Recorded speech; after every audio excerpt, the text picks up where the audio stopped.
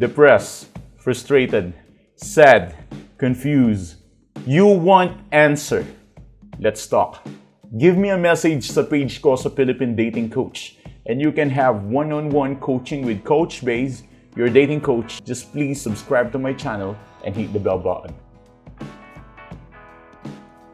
Eto, madalas tanong sa akin ng clients ko, ano ba daw ibig sabihin kapag nag-view sila sa My Days, kapag ang ex mo in-stalk ka, kapag binlock ka, kapag all about social media account, kapag hindi pa niya dinidelete yung picture, kapag unfriend ka, kapag friend ka pa rin, di ka man binablock, di ka dinidelete, anything about social media, para sa akin, wag nyo na lang i-stalk yung ex nyo kapag ganyan, para wala na lang kayong problema. Pero if you still have a couple of questions about that, so dumiretso na lang kayo sa page namin and magpa-schedule kayo sa akin so you can ask me about that. Doon, sasagutin ko kung ano ibig sabihin nun. Anyways, just to continue this conversation, this content, dapat ba sagutin ng ex kapag nag-call siya out of nowhere? I mean, yung out of nowhere bigla siya nagko-call. For me, hindi. Pero depende. Okay, dalawa ang sagot ko.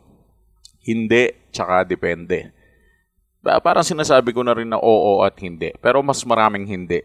Multiple times Multiple times hindi. Para sa akin hindi. Kasi kung, halimbawa, nagno-no contact rule ka, sa lukuyan, then magugulat ka na lang, nagre-ring yung phone mo, sa messenger or sa phone call, tumatawag ang ex mo, mas better na wag mo sasagutin para mas lalo siya ma-frustrate about you. Kasi every time na hindi mo siya sinasagot, you are declaring something na ako yung tama at walang dahilan para mag-usap tayo. Alam mo yun? Every time na hindi mo siya sinasagot yung mga calls niya, yung mga chat niya, yung mga text niya, you are showing some sort of strength. Nagpapakita ka ng lakas, nagpapakita ka ng tapang. At during that time, kinokompronta mo siya. So, mas nagiging effortless, attractive yung dating mo. Hindi mo na kailangan mag-effort pa para lang ma-attract siya. Hindi mo na kailangan gumawa pa ng kung ano-anong diskarte para ma-attract siya. Sapat na yung nagko-call siya sa'yo tapos hindi ka lang sumasagot dun sa call niya. That shows everything about you. Kasi kung alam ng ex mo na nagre-ring yung phone mo pero hindi mo sinasagot, it will give him or her a lot of frustrations. Mapu-frustrate talaga yung ex mo na yan kapag hindi ka sumasagot sa mga call na yan. And that would be it. Gagawa pa siya ng second or ng part 2 para i-call ka ulit. So, multiple calls. Kapag nakulitan ka, ang akin lang, kung makukulitan ka na, doon ka na lang sumagot. Kapag feeling mo ang gulo-gulo na niyang kausap. And then kapag sumagot ka, just be avoidant and something like dry kapag ganun. And maybe, syempre tatanungin niyo ako, sobrang risky naman yung coach. Paano yun? Makikipagbalikan nga ako, tumatawag, di ko ba sasagutin? I mean, alam mo kung makikipagbalikan yan, hindi mo nararamdaman yung pain na yan ngayon eh. Sa totoo lang, hindi na kayo aabot sa ganyang punto na nagno-contact rule ka pa.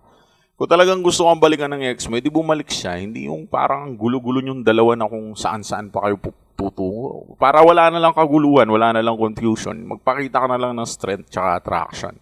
Now, you will ask me, hindi ba risky yun? Baka lalo lumayo yung loob niya, baka lalong gumanito. Yeah, possible. Possible na hindi na siya mag-reach out sa susunod kasi di ka naman sumasagot sa call. But do you think kung sasagot ka dun sa call na yun, mapifix mo lahat ng problem? I don't think so. Ang uuwi ka lang sa friend zone kapag ganun or another option niya. Ang mangyayari kasi dun, kapag sinagot mo yung mga calls niya, parang, okay naman pala, sumasagot naman pala eh. Alam mo yun? Mas maliles yung attraction mo, mas maliles yung attractive traits mo, mas bababa yung attraction mo. So, alam ko risky kapag hindi mo sinagot yung call niya, pero parang no contact rule din kasi yun eh. Pareho lang sila, no?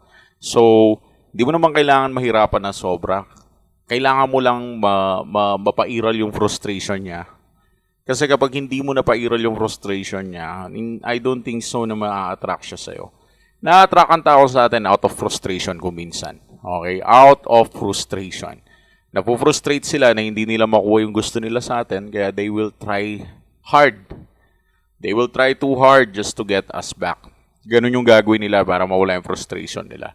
So, parang ikaw, napo-frustrate ka, yung ex mo, di bumabalik sa'yo. O, ganun din ang gagawin mo. Para ma-frustrate yung ex mo, edi huwag mo sasagutin yung call basta-basta. Diba? Make sense? So, ganun lang siya kasimple, no?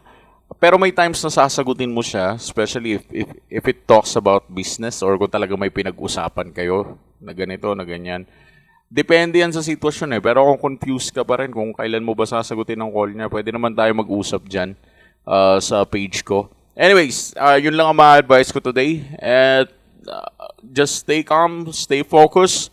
Huwag nyo bababayaan sa sarili nyo. Malawak ang buhay. Huwag nyo ubusin oras nyo kakaisip sa ex nyo. Thanks for watching.